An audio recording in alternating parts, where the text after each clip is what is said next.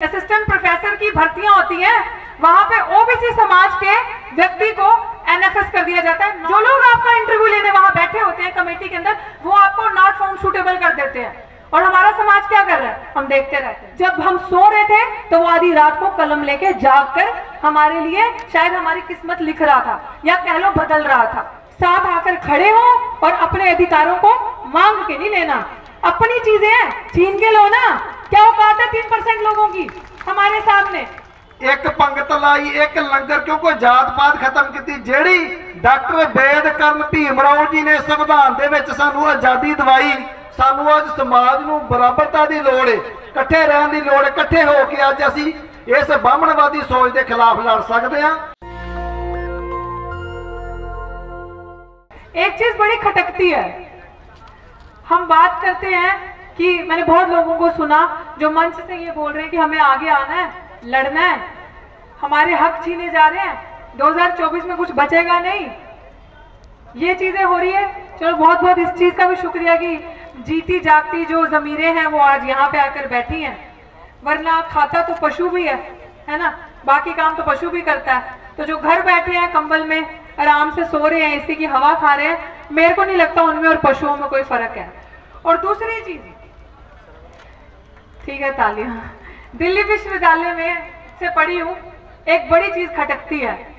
मेरा उदाहरण, मेरी एग्जाम्पल तो आप सबने देखी ना। बड़ी बड़ी बातें करते हैं हम, हमारे किसी भी इंसान के साथ कुछ होगा हम खड़े रहेंगे, हम लड़ेंगे। तो मैं मेरे समाज को ये कहना चाहती हूँ कि जैसे कुछ ओबीसी समाज के भी लोग यहाँ पे हैं, पॉलिटिकल साइंस डिपार्टमेंट है ओबीसी में, वहां पे प्राचा सर है, चले गए, अच्छा सर को भूख लगी। एनएफएस कर दिया जाता है, not found suitable. Assistant professor की भर्तियां होती हैं, वहां पे ओबीसी समाज के व्यक्ति को एनएफएस कर दिया जाता है, नॉट फाउंड सूटेबल पोस्ट। आप इंटरव्यू देने जा रहे हैं और जो खुद बाय डिफॉल्ट सूटेबल है ही नहीं, जो लोग आपका इंटरव्यू लेने वहां बैठे होते हैं कमेटी के अंदर, वो आपको नॉट फाउंड सूटेबल कर देते हैं। और हमारा समाज क्या कर रहा है, हम देखते रहते हैं। रोहित वेमुला जाता है, जगा कर गया हमें, पायल तड़वी जगा कर गई, डॉक्टर रितु सिंह के साथ दिन दिहाड़े ऐसी हरकत होती है। मनुवादी विचारधारा की प्रिंसिपल ऐसी हरकत करती है जिसके ऊपर अभी चार्जशीट जमा हो गई है।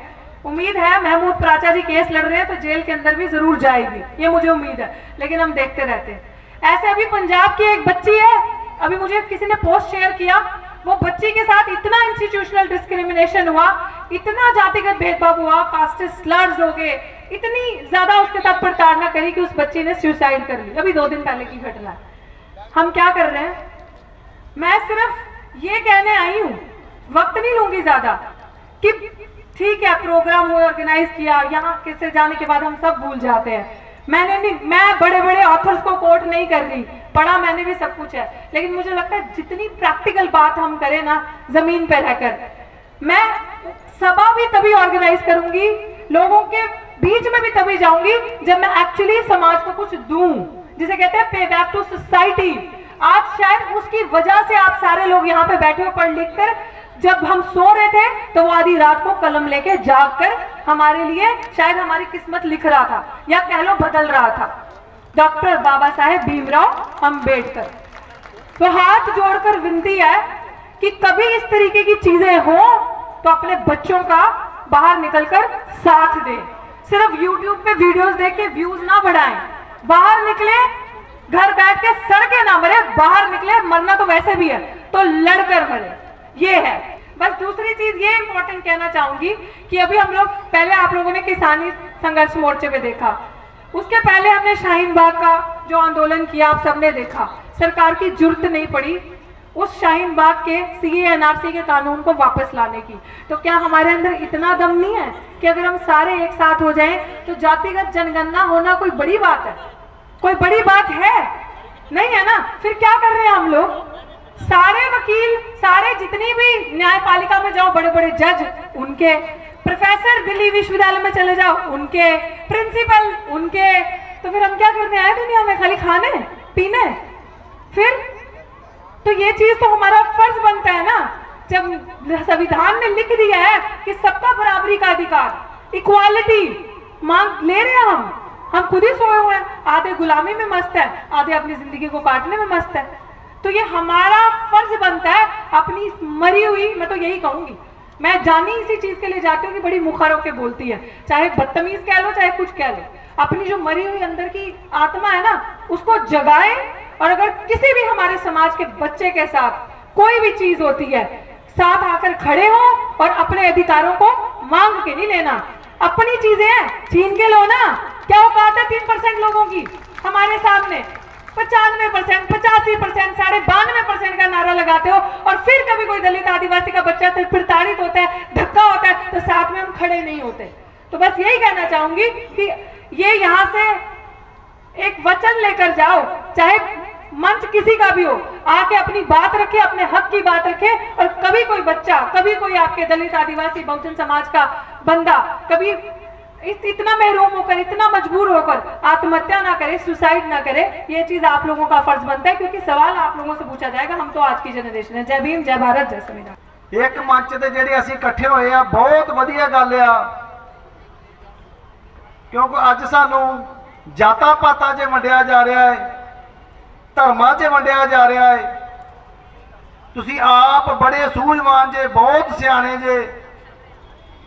ਜਿਹੜੀ ਅਸੀਂ ਆਜ਼ਾਦੀ ਦੀ ਗੱਲ ਕਰਦੇ ਆ, ਜਿਹੜੀ ਆਜ਼ਾਦੀ ਸਾਨੂੰ ਗੁਰੂ ਗੋਬਿੰਦ ਸਿੰਘ ਪਾਤਸ਼ਾਹ ਨੇ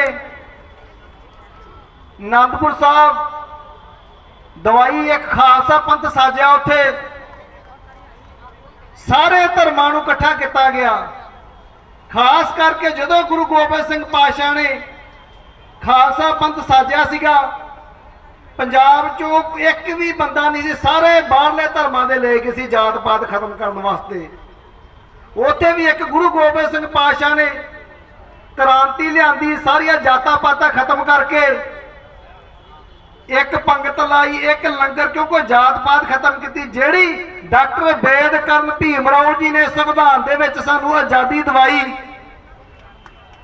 जात पात तो मुक्त किया, वही गुरु गोबिंद सिंह पातशाह ने सानू आजादी दवाई सी। उदों भी जात पात, उदों भी ब्राह्मणवादी सोच, मनुवादी सिद्धांत बहुत हैवी सी उस टाइम पे भी।